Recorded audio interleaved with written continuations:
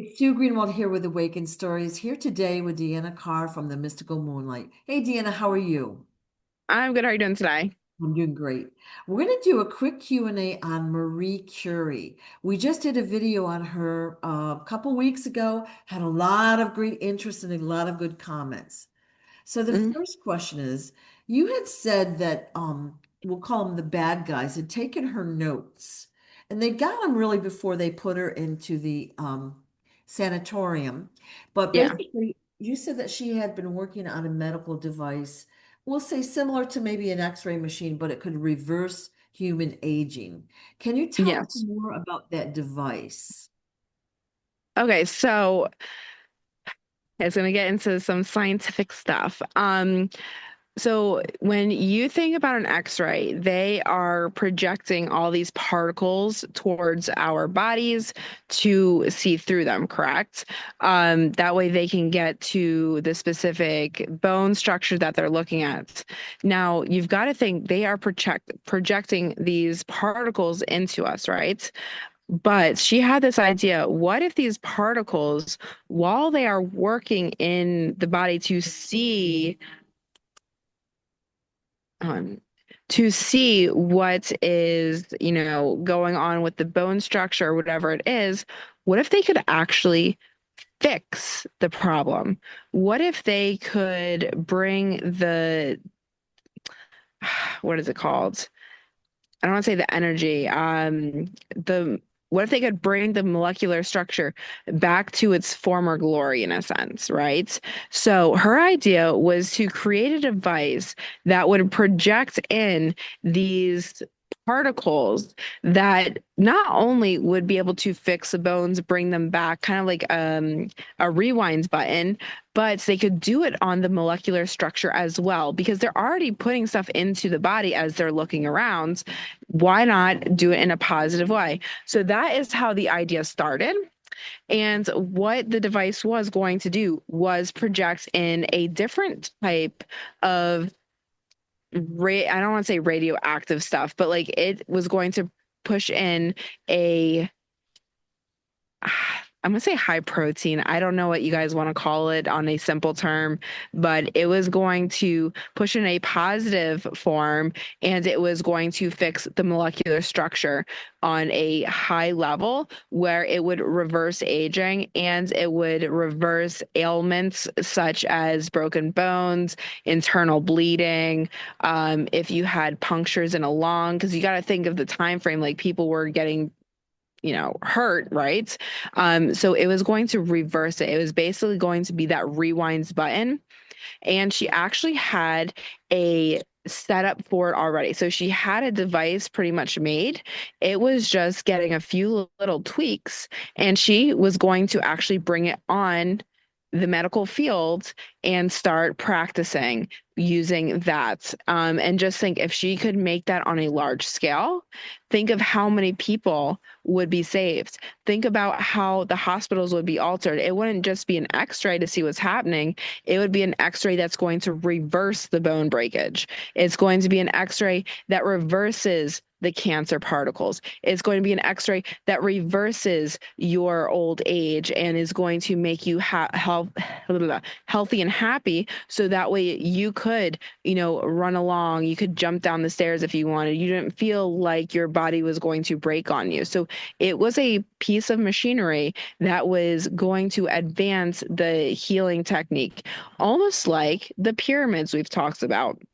She was able to get the same idea and concept of what they were using in that and be able to use it on a new scale. Does that Fabulous. make sense? Oh, fabulous.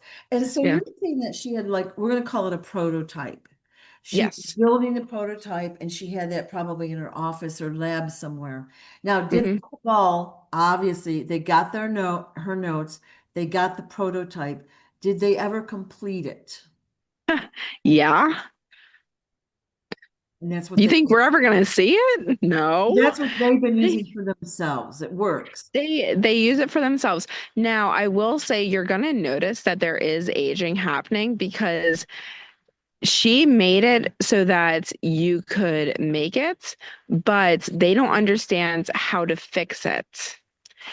Now, they might have notes to start a new one, but not everybody understands it. So she had the prototype, she had it started. Um, but now they're at the point of what do we do now because it's not working anymore. And it doesn't tell you how to repair it. And most of the people now don't really know how to make it because it's very advanced. And if it's something that's not being taught, it's going to be above people's heads. So people are trying to figure it out, like they're being forced to, but they can't figure it out. How did she get the, idea? How did she? It came to her. So somebody did plot it in her head, let's say. So an advanced species, let's say, plotted it in her head so that way she would be able to create it. So it wasn't just, handed to her, it didn't fall upon her lap. She got a brief idea and a vision for it, and then she started putting in the time and work. And she does hyperfixate, so she was able to, hey, I want to get this done. This could help so many people, and that's what she wanted. So she basically got the inspiration and she went full tilt on figuring Hmm. it out. And so she was like this close, and they snap her up and they put her in the basement, torture her. Did they get any other, like, we'll call it secrets or information from her? Any other products or things that she was working on? No, and she really didn't tell them anything. That's why they had her locked up for so long. She was a very strong soul.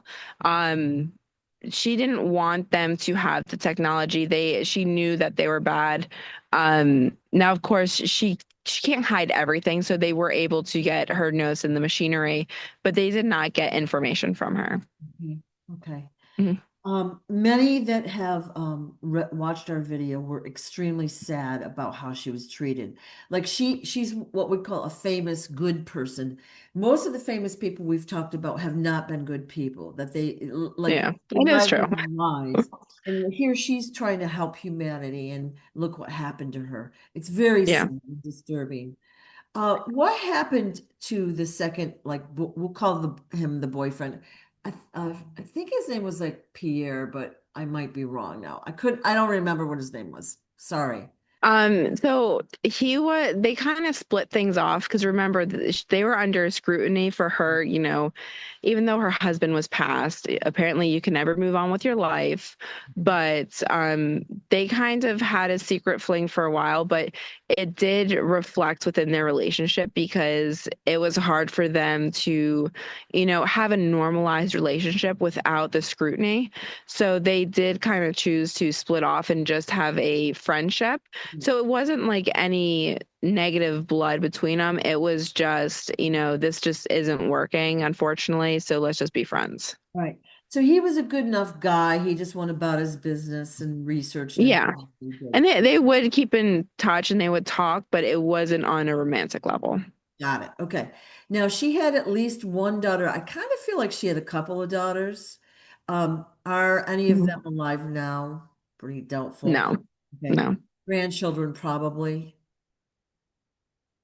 I'm getting no. No. Wow. Okay. Will Mhm. we be seeing more of her in the future, do you think? Yes, she will be coming back into play. Um, let's say, has some things in store for people. In a good way. Um, when she comes back, she is going to be in a new body and a new form, and she will be helping people on a large scale. Will she know the old name and say, I used to be this or that, or will she just start fresh? It's going to be an instinct. So if you think about it,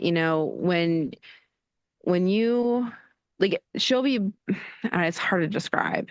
Um she will have an idea of who she was. She will have memories of things that happened, kind of like we were talking about in a different video of like a past life that was coming up.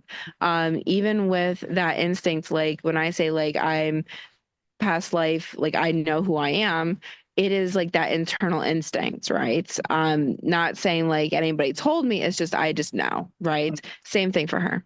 Okay, cool. One last question.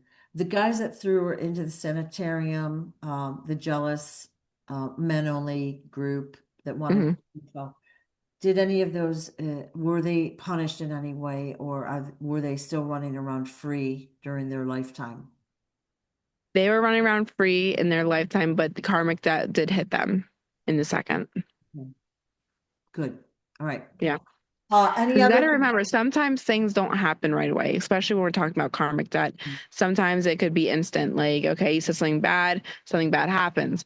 But for some people, it's going to happen in the next lifetime because it's actually going to be, let's say, more vicious. It Right, is going to be a harsher consequence. And in their eyes, it doesn't belong in this lifetime, it belongs in the next. right. Okay. Well, thank you so much. If there's any other questions or comments, guys, put them in, send them over to me and we'll And try to address them in the future. But thank you, of course, Dean, for all your insight, and I really appreciate your time. of course. Thanks. Bye-bye. Bye.